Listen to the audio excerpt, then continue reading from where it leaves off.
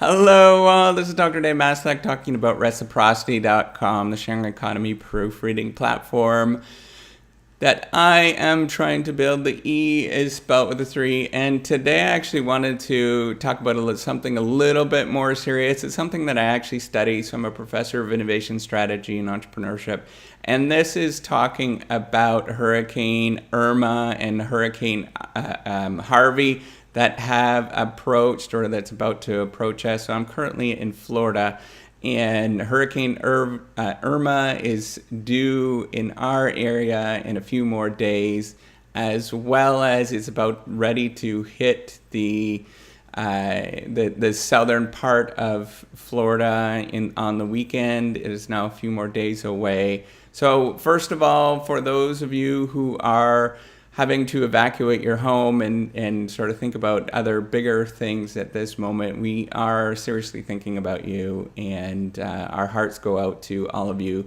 especially those that already experienced this in Texas, and as well as those that are about to experience this catastrophic event. Hurricane Irma is said currently right now is one of the largest storms, or it is the largest storm that has ever been in the Atlantic, and it is moving that way. So it doesn't look all that good at this moment. And I just wanted to express my thoughts and prayers out to all of you. We are definitely thinking about you.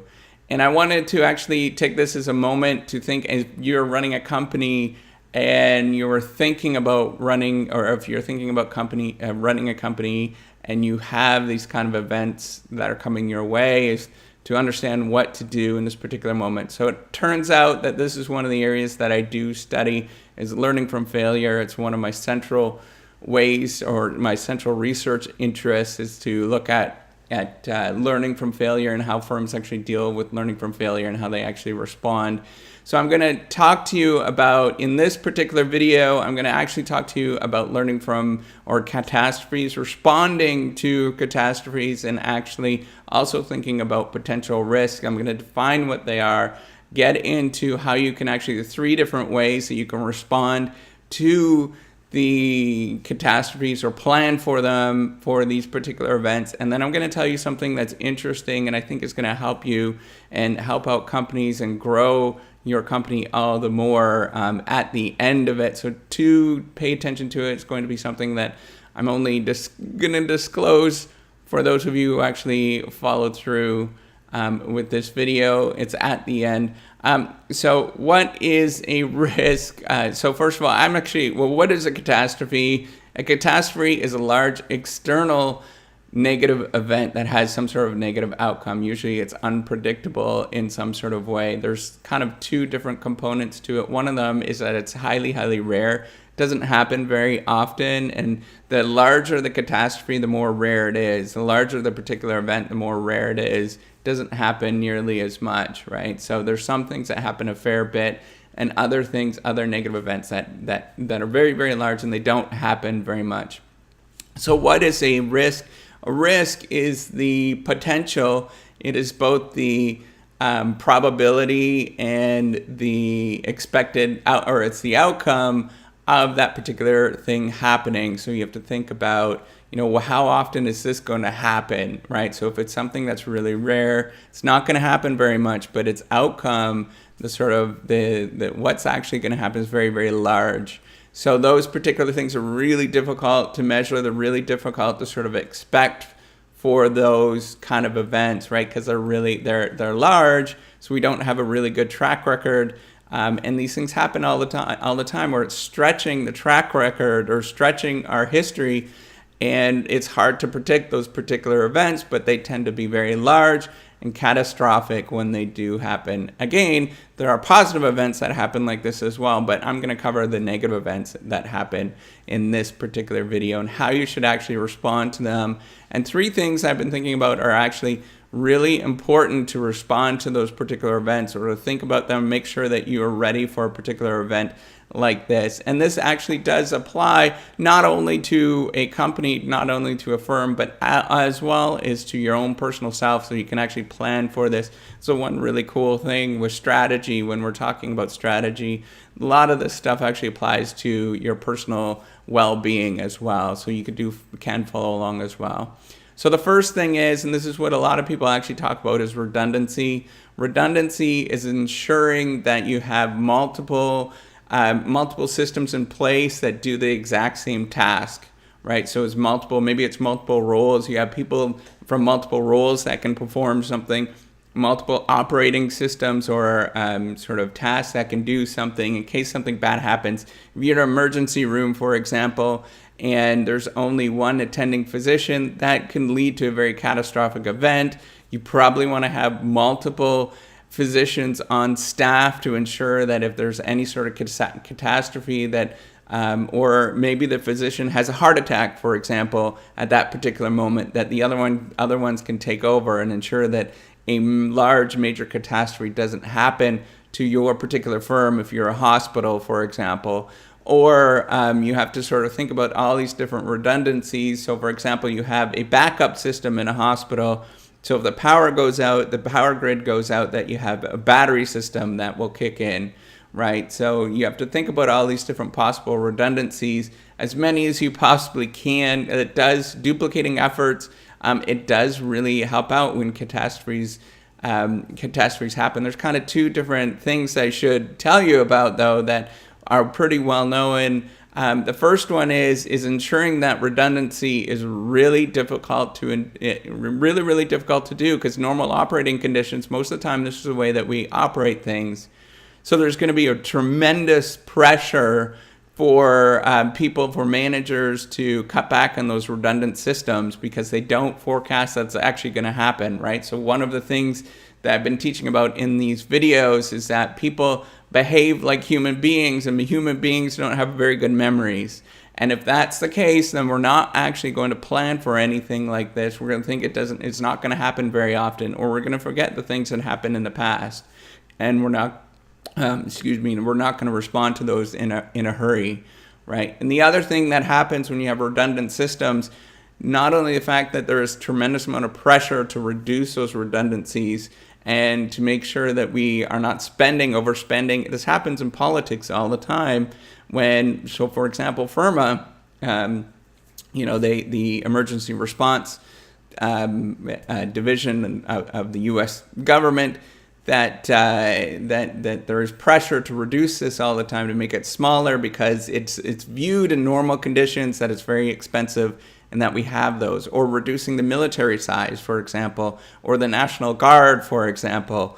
There's pressure to reduce the size of those particular things, because most of the time they're standing resources, right? Or if you're a small business and you have staff just sitting around most of the time waiting for customers to come in, well, that's a type of redundancy that it's just kind of that we're sort of wasting resources in those particular moments. So here's the thing, though. One of them is this efficiency argument that people often get messed up on. The other thing is redundancy actually can create more problems. Sometimes it can create more problems because those fail-safe systems are not maintained, those redundant systems are not maintained on a regular basis. And so even though you have all these redundant systems, sometimes they can interact and create very large catastrophes that are unpredictable, that are difficult to predict. And those are very, very problematic, because we start thinking that we have all of these other systems in place, that we can rely on them, and because we don't maintain them, they often don't, they don't necessarily perform like they should have. So the second thing that you should be thinking about when you have when you're sort of predicting and making sure that you have strategic flexibility to forecast these difficulties, these large catastrophic events, is making sure you have fail-safe systems. It's not only about having redundant systems, but having fail-safe systems. So these are particular systems that even when some sort of catastrophe happens, the default, where the steady state is not problematic. It's not going to be catastrophic. So this comes from the ideas that are in engineering, for example, or in large manufacturing plants, that you operate at a condition that maybe you heat something up in a large container, a large reactor, you heat it up to make sure that there's a reaction going on. But the default is going to be for the temperature to go down. If there's a catastrophe, if power goes out, for example, the temperature of that reaction goes down, and it's going to be safe sitting in that reactor. So you have to think about the different ways that you can have a fail-safe system that, say something catastrophic happens, that it doesn't matter, right? So if you're a small business, you can just shut things down and it doesn't necessarily matter. It's not going to affect you in any sort of way. You don't have customers that are relying on you to get, you make sure that you have some sort of, that there's ways to get around that. The default is not going to be problematic in any sort of way. So you can shut it down and operations could be shut down and it is going to be safe. Nobody's going to be hurt. Nobody's going to be affected from that. Maybe it means, and I'm going to get into the third point, maybe it means actually having extra resources, some inventory that you have, some extra resources. So there's this push towards just in time, but when there's catastrophic events that happen, the just in time kind of breaks because you don't have that inventory to respond. Because your system, you have to shut down your manufacturing plant, for example, and you can't produce things. So that the system in that case is not going to be fail-safe. Fail-safe might be having a large inventory that you can draw upon in case there's some sort of bad event or catastrophic event that happens.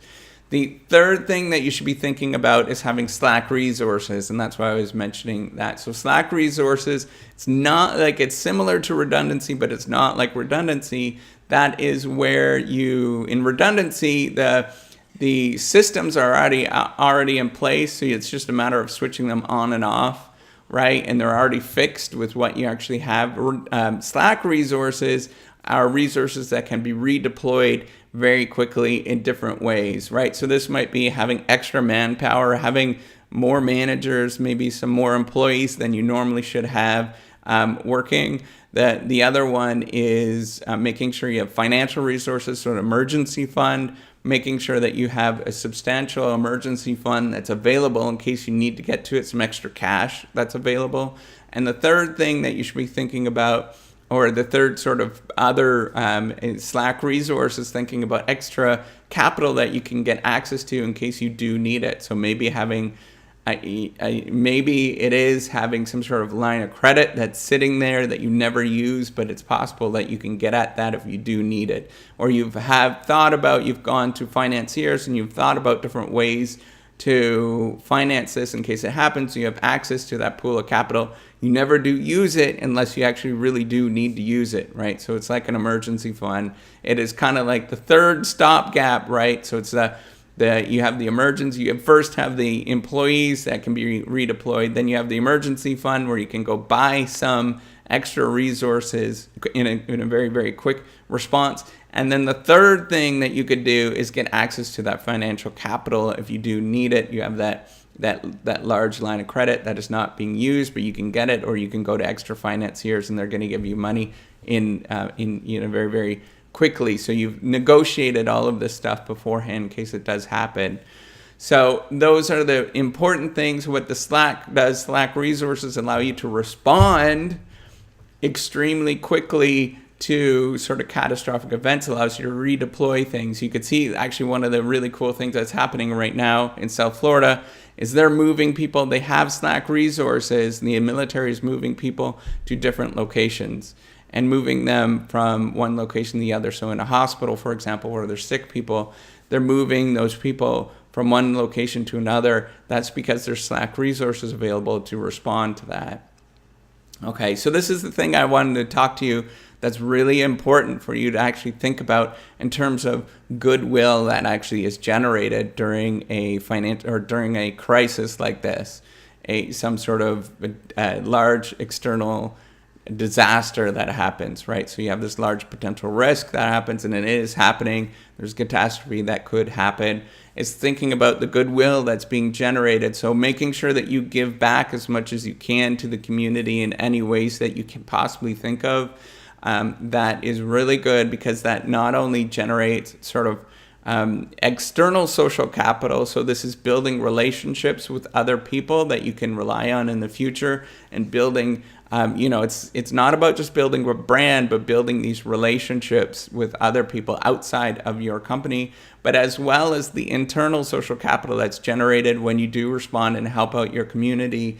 That is amazing, because what ends up happening is that the managers and the employees and everybody kind of bands together if you're in a company, and that banding together creates a tremendous amount of relationships, and people remember that for a very, very long time. That becomes part of the history. It becomes part of the culture. Look at what you actually can do in the organization. You can respond so very quickly and help other people out. It is a really amazing thing to see that actually happen.